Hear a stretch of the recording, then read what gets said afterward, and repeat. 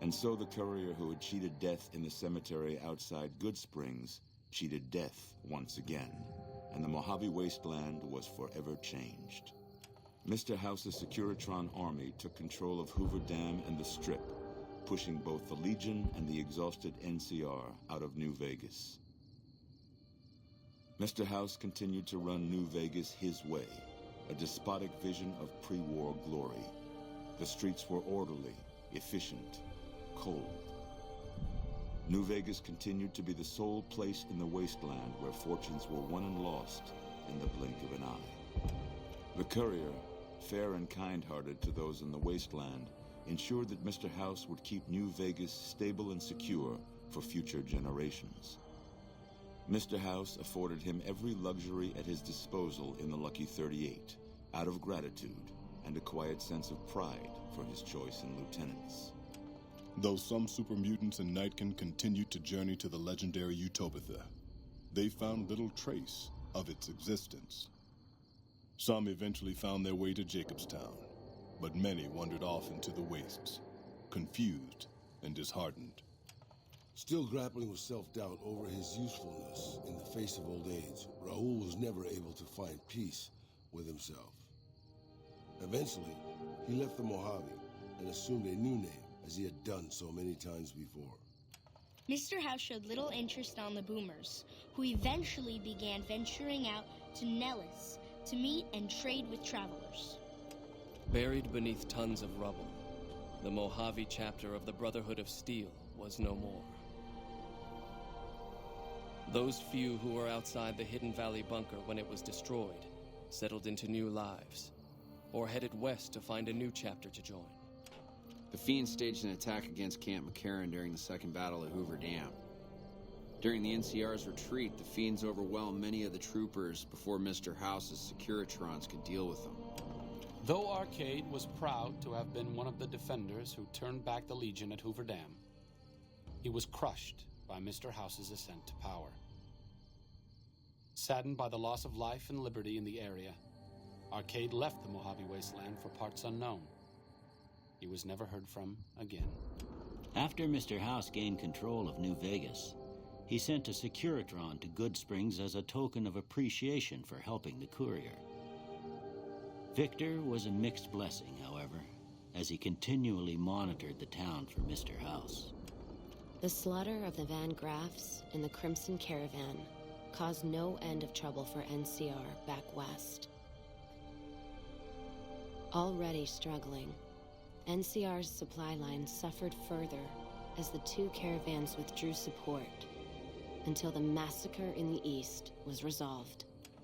Cass lived to see Hoover Dam in its old world glory, humming with power the likes of which the Mojave had never seen. Vegas burned brighter than ever. Securitrons filled the streets, and Cass's heart skipped, just a little. Her last words were to the dam, and to herself.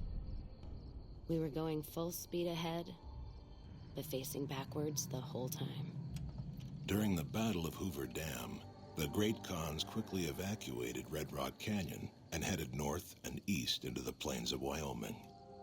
There, they reconnected with the followers of the Apocalypse and rebuilt their strength. Bolstered by ancient knowledge of governance, economics, and transportation, they carved a mighty empire out of the ruins of the Northwest. Thanks to the courier and Lily, a cure for the Nightkin's schizophrenia was found shortly after Dr. Henry's experiment concluded.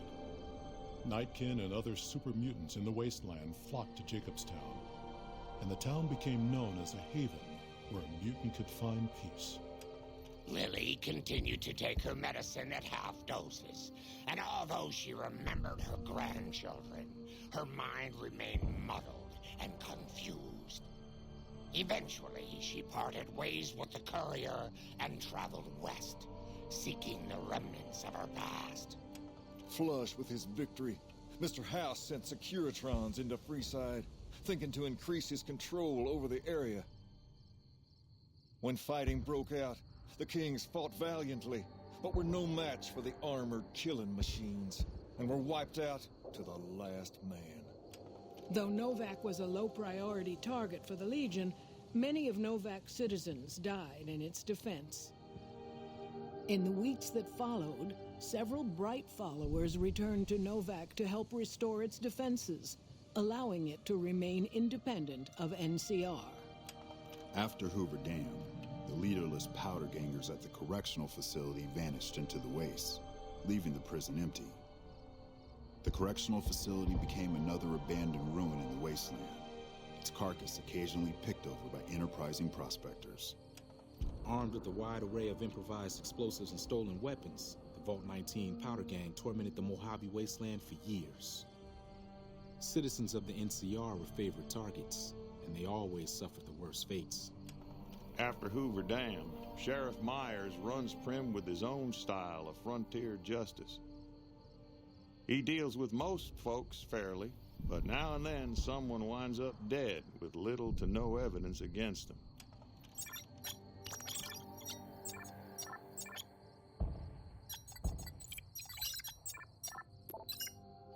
After their bold arrival at Hoover Dam, the remnants disappeared as quickly as they came. Legends of their power spread throughout the Southwest, a reminder of why people once feared the sight of vertibirds in the sky. And so the Courier's Road came to an end, for now. In the new world of the Mojave Wasteland, fighting continued, blood was spilled, and many lived and died just as they had in the old world. Because war never changes.